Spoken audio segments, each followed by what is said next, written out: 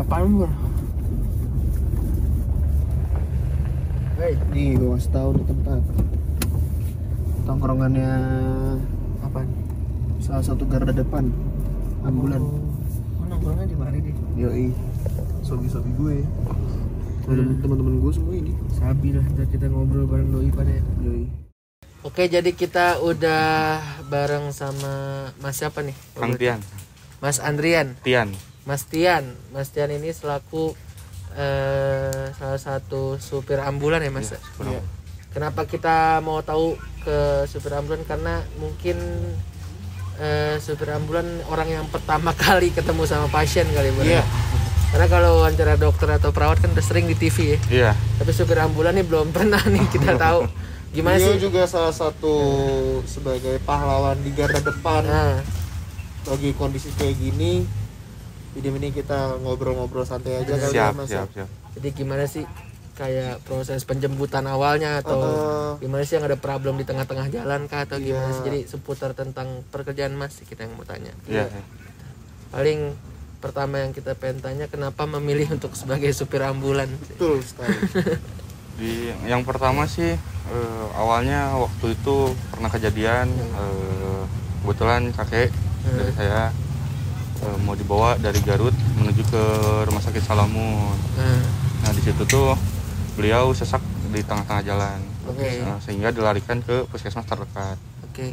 Dan ternyata tidak terselamatkan di jalan karena ya dalam kondisi kita juga pakai mobil pribadi juga karena memang dulu masih jarang untuk mobil-mobil ambulan gitu.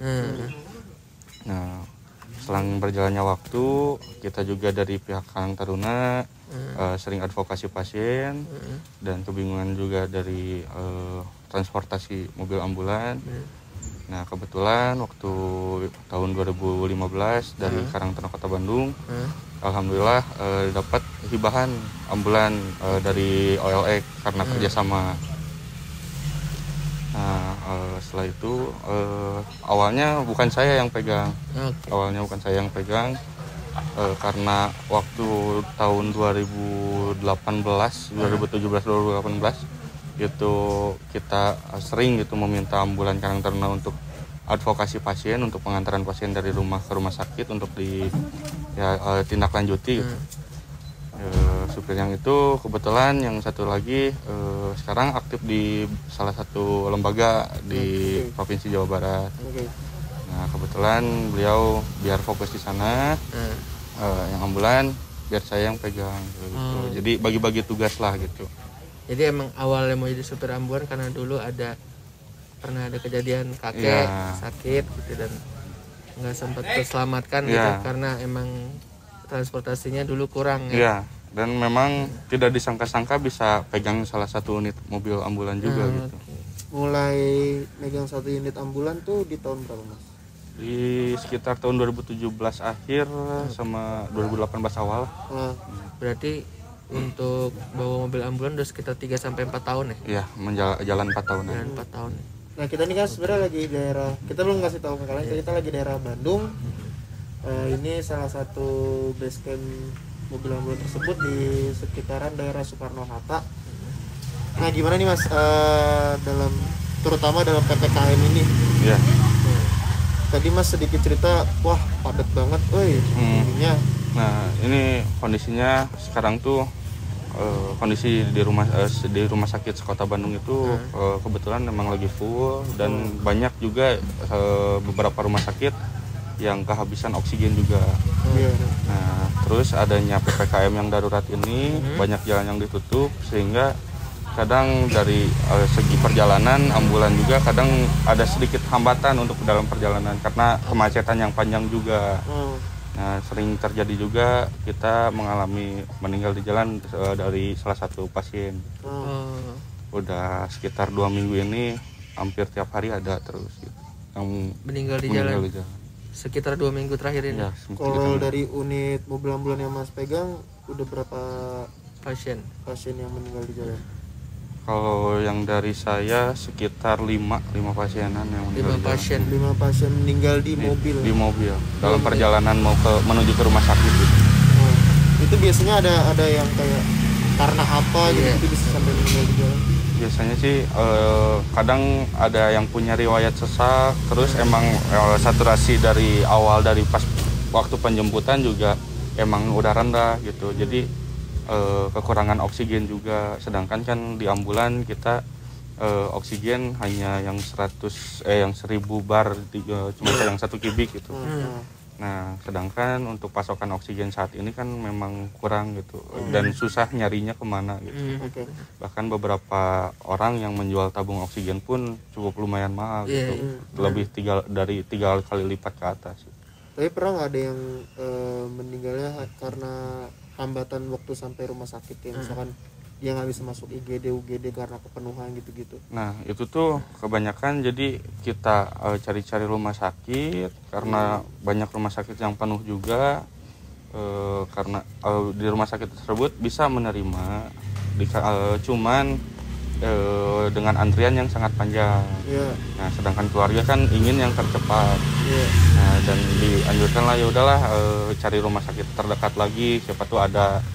Nah dan ternyata udah beberapa rumah sakit kebanyakan penuh juga di kota Bandung ini ya, dan akhirnya kebanyakan yang meninggal di jalan juga. Karena memang setiap pasien-pasien yang kita bawa itu rata-rata kondisinya emang sudah drop terus dari rumahnya gitu ya. Ada ininya nggak sih Mas, ada kriteria nggak sih yang bisa dibawa ke ambulan dan tidak untuk dibawa ke rumah sakit? Kalau saran saya, kalau misalnya masih engapnya ya nggak terlalu hebat, kalau misalnya ini mending di rumah dulu sedia oksigen terutama.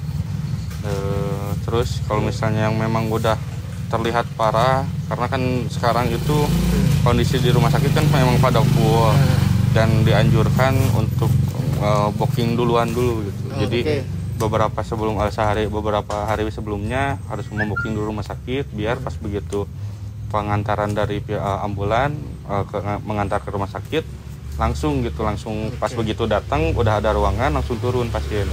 Jadi sehingga tidak menunggu dulu di dalam ambulan.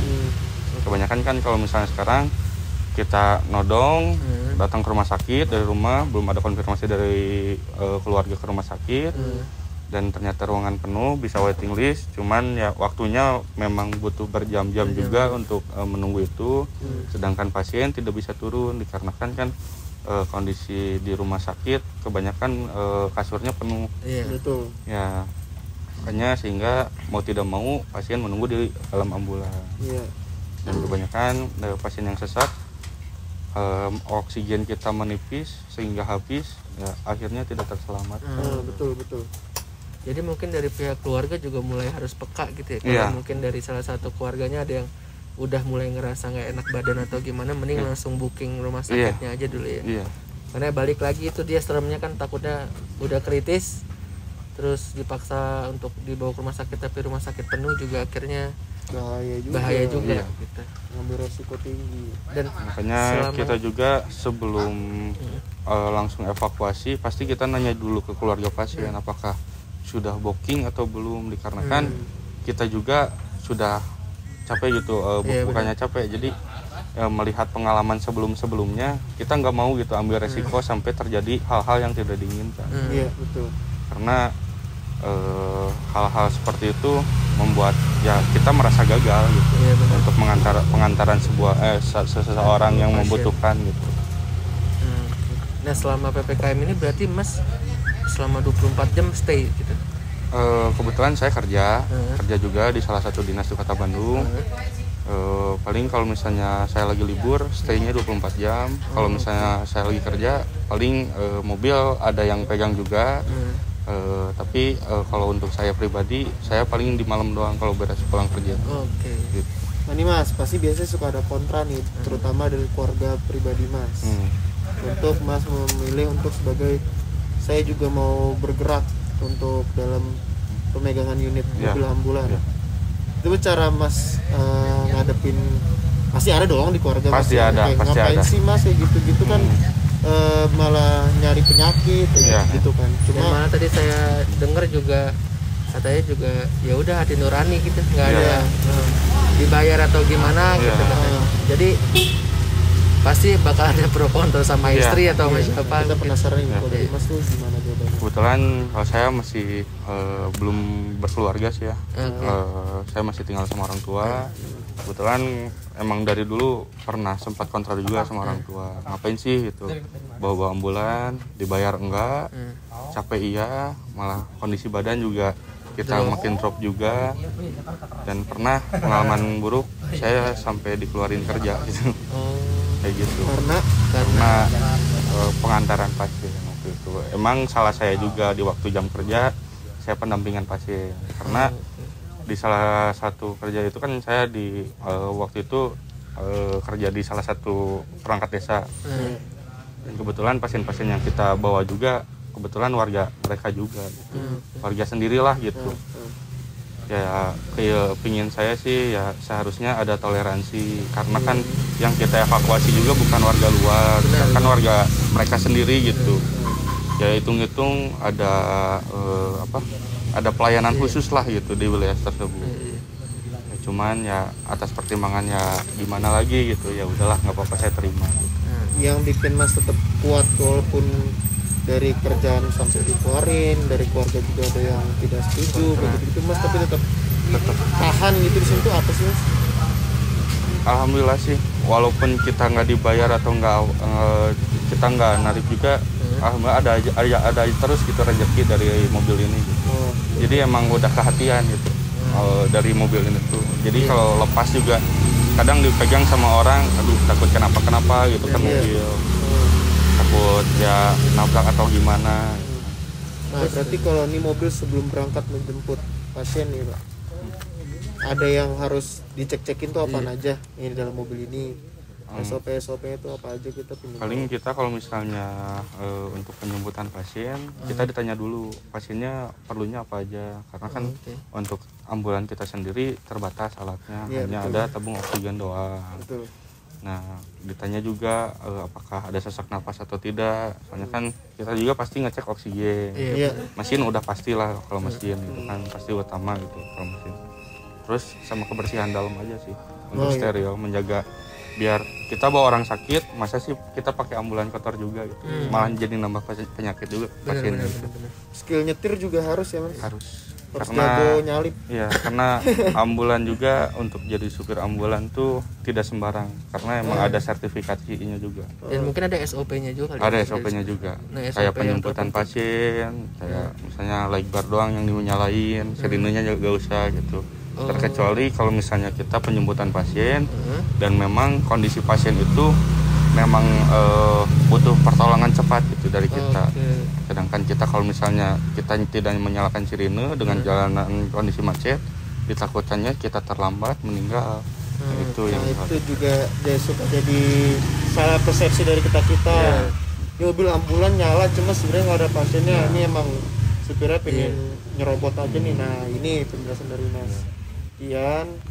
Ternyata ada faktor-faktor kayak gitu juga kenapa mereka menyalakan sirine ketika tidak ada pasien di dalam mobil. Jadi itu kemarin sempat ada viral juga Mas di sosial media. Banyak sih yang momen kemana sih ini padahal kosong mau pada kemana. Jangan mentang-mentang bawa kendaraan emergensi jadi seenaknya. Kita juga bukannya seenaknya, tapi kita ada satu nyawa yang kita kejar gitu untuk diselamatkan gitu.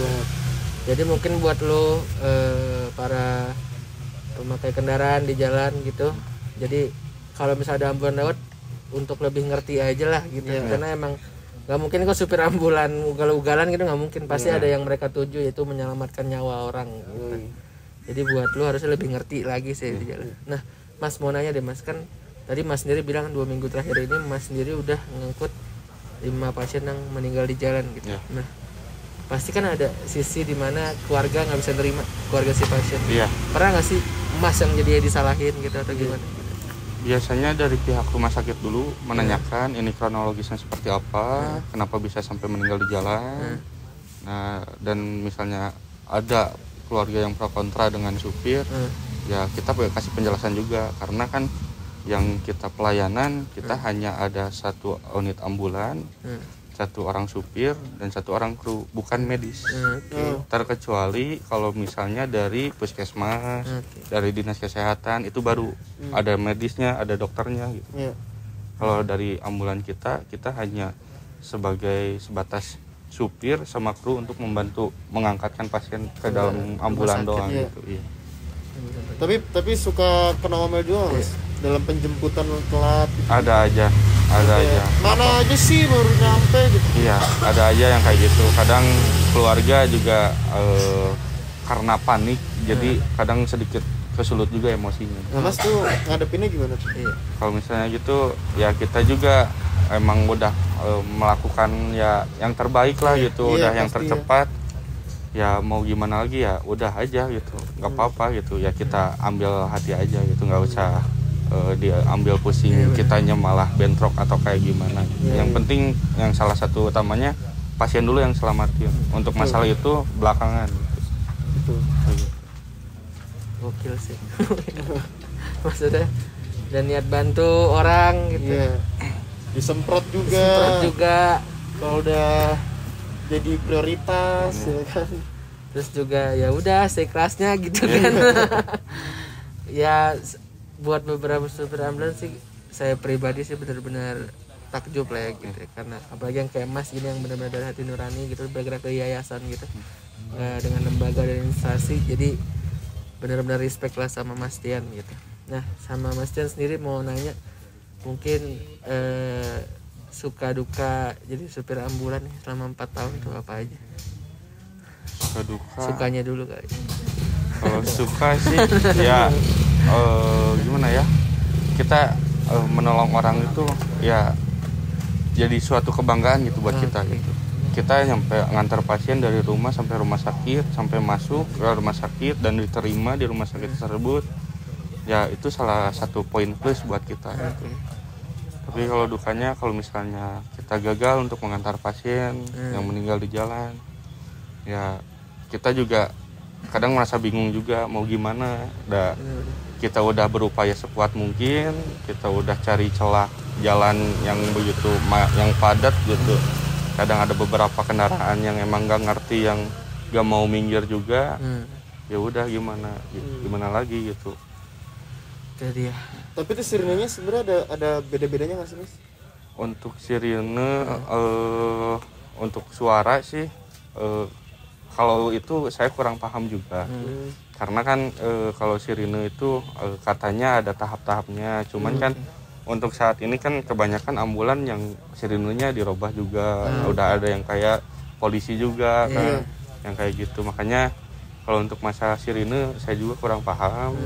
Kalau masalah lampu sekarang udah banyak sih untuk tipe-tipe lampu ambulan gitu. Yang penting untuk kendaraan emergensi seperti ambulan, pemadam kebakaran itu ada dari undang-undang untuk lampu rotatornya berwarna merah.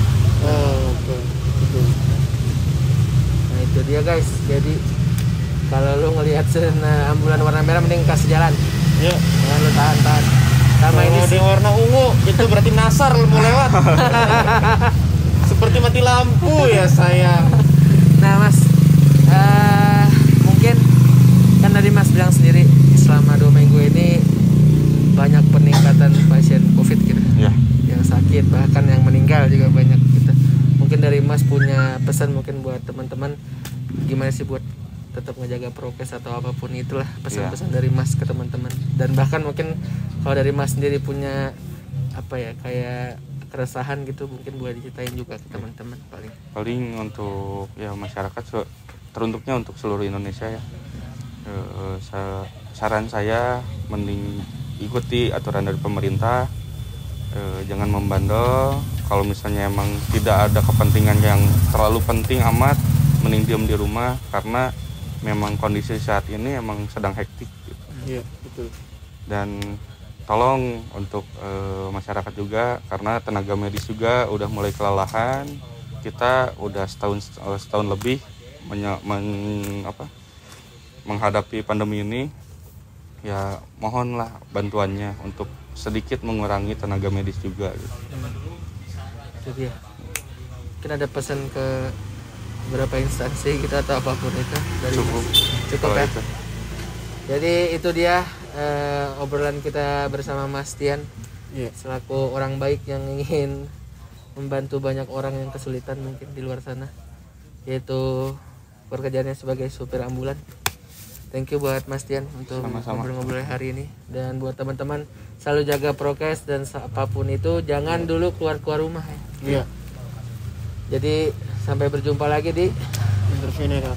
Bye-bye. Jangan pandang sebelah mata pekerjaan Mas Tian karena dia adalah sebenarnya pahlawan garda depan di Indonesia saat ini. Jangan bandel-bandel kalau nggak mau dibonceng Mas Tian. Bye bye. No.